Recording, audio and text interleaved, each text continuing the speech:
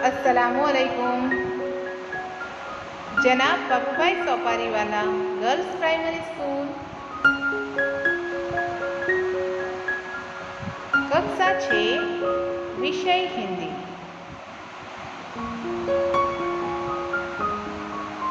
काव्य 2, एक जगत एक लोक। बच्चों, पिछली बार हमने इस कविता का अभ्यास किया था। कविता को हम समझ चुके हैं। यह संसार बहुत बड़ा है। संसार में बहुत से देश और बहुत सी जातियां हैं।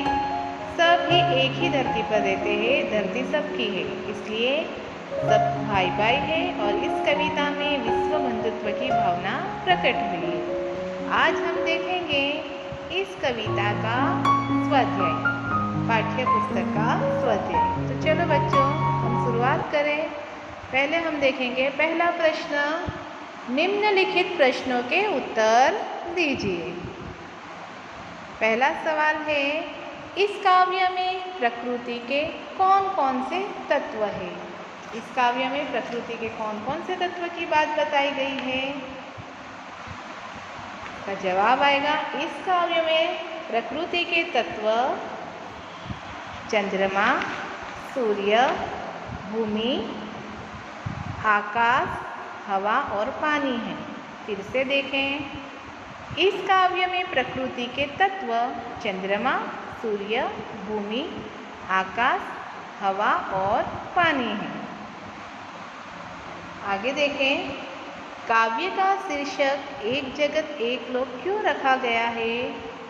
हम देख गए हैं कि प्रकृति के तत्व के द्वारा हमें बताया गया है कि जो एक ही सूर्य है, पूरे विश्व में एक ही सूर्य प्रकाश देता है, एक ही हवा चल रही है, एक ही चंद्रमा अपनी चांदनी फैलाता है और सबके जीवन में सुख और दुख समान है।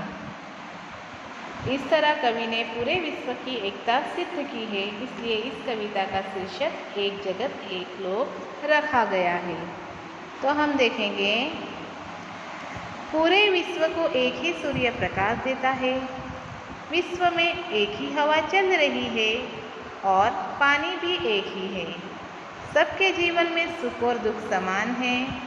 सभी मनुष्य का शरीर मांस और हड्डियों से बना है।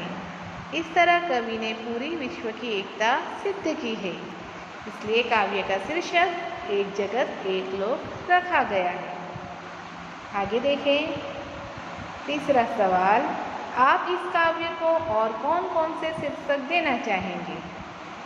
आप लिख सकते हो, मैंने लिखा है। हम इसके अलावा काव्य को यह शीर्षक देना चाहेंगे, एक विश्व, एक धरा तथा हम सब विश्व बंधु। इसके अलावा आप भी आपको जो शीर्षक योग्य लगता हो वो दे सकते हो। आगे का सवाल देखें, सभी नदियाँ अलग अलग हैं।